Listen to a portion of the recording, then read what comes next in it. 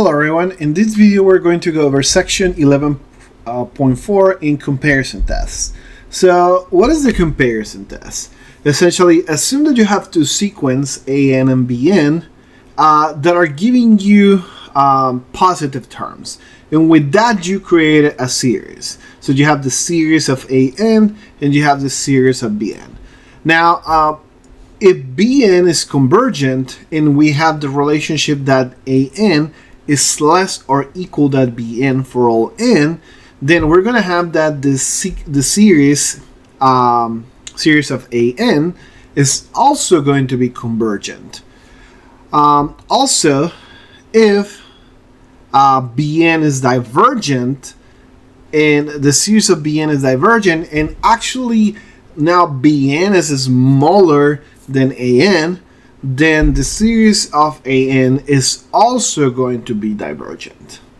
So essentially is, if the series on top is convergent, then the series on the bottom is convergent. If the series on the bottom is divergent, then the series on the top is going to be divergent.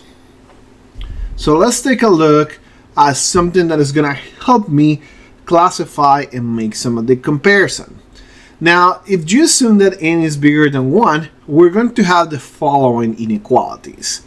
We're going to have that 1 is going to be less than the log of n, is going to be less than n, is going to be less than n log of n, and it's going to be less than n squared, or although you can probably put any power here, n cubed, n to the 4, n to the 50, so on and so forth. Then the powers are less than the exponentials. So for example, you have 2 to the n, e to the n, 5 to the n, 13 to the n, so on and so forth. The powers are less than the exponential.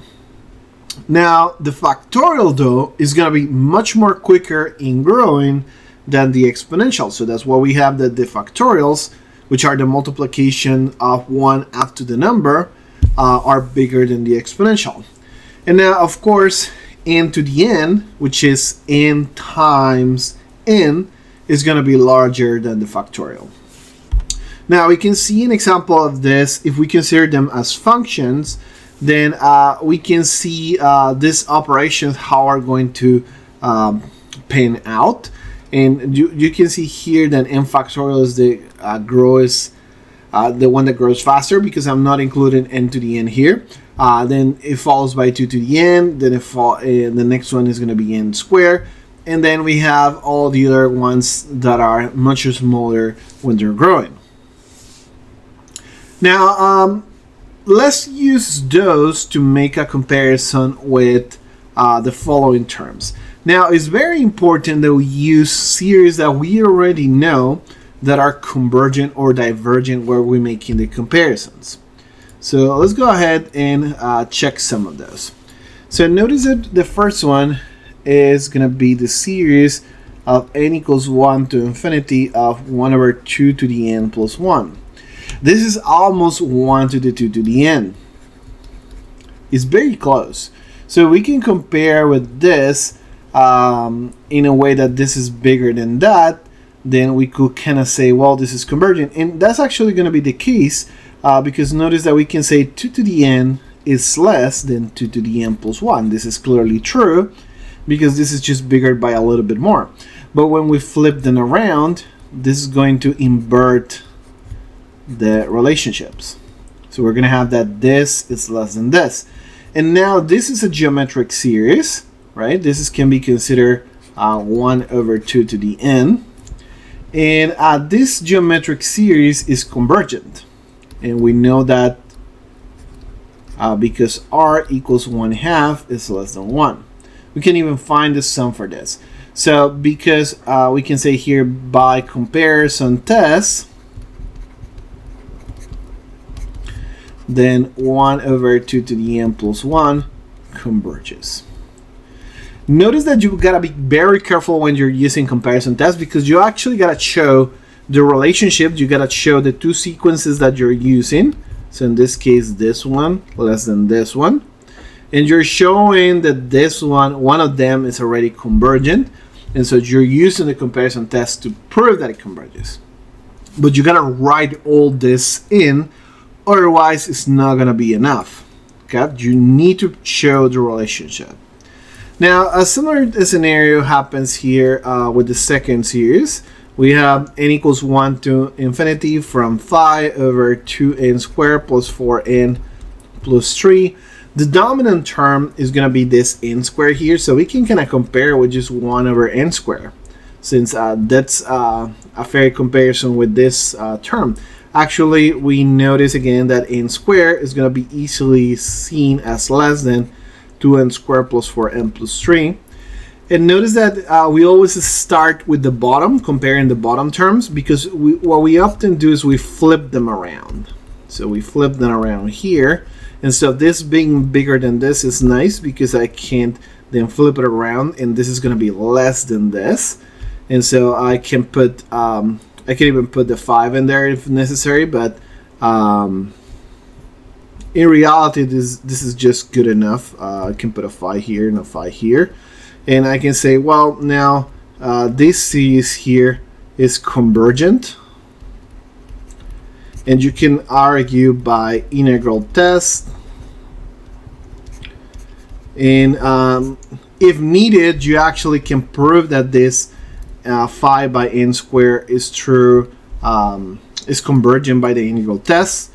Depending of whatever you're doing, you might need to compare it and to argue that this will be convergent by that. So you will have to do the 1 to infinity, 1 over x squared. And so this is going to give you a limit when t goes to infinity of minus 1 over t, and then minus plus 1. And so this is 1. And so that's why it converges. Of course, then you gotta argue, well, 1 over n squared is positive, continues and decreasing, but we also showed that in the video for 1 over n squared, so that's why I'm not over the integral test, so that's why I'm not paying too much attention to this. But you probably want to argue first that the integral that you're going to use is convergent by some reason, at least state it, and just make sure that the integral that you're going to be using for comparison, it is convergent. Okay, or divergent, depending on whatever you want. Now, the third integral is integral n equals 1 to infinity of 1 over square root of n. This is less. Notice that we have that the integral of 1 over n is convergent. And if we think of this as by criteria of the integral, notice that this is 1 over n to the 1/2. So according to the integral test, this should be divergent because the power here is less than 1. But the way to prove that by comparison test is that we can say, well, square root of n is actually less than n, right? And so 1 over n is less than 1 over square root of n. And notice it seems like it's flipped, but that's the intention, because now we want that this is less than this, since we want to say, well, this is a divergent series, and hence by comparison criteria,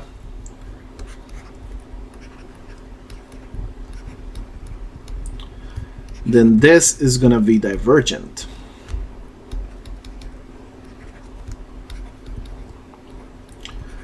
So when we're saying divergent, we want the divergences that we're comparing on this side.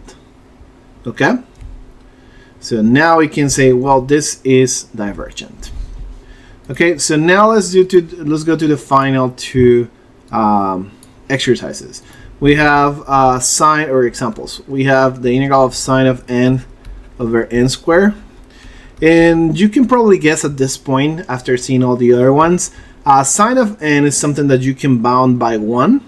And this is leaving me 1 over n squared. So probably the comparison is going to be with this one.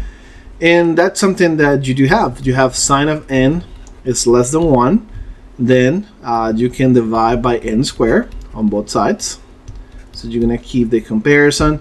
And now this converges. So by comparison, we have that this one converges as well.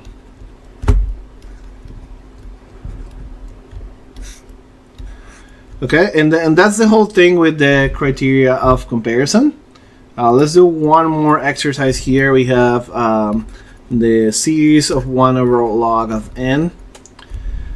And so if you remember the comparison that I have from before, from here, when I'm comparing things, I have the log of n is less than n. And that, of course, count for log base 10 or log base e. So I have that 1 over log of n is preceded by this. And then because this series diverges, that implies that this series diverges. All right, so that is all the examples that I have here for the direct comparison test.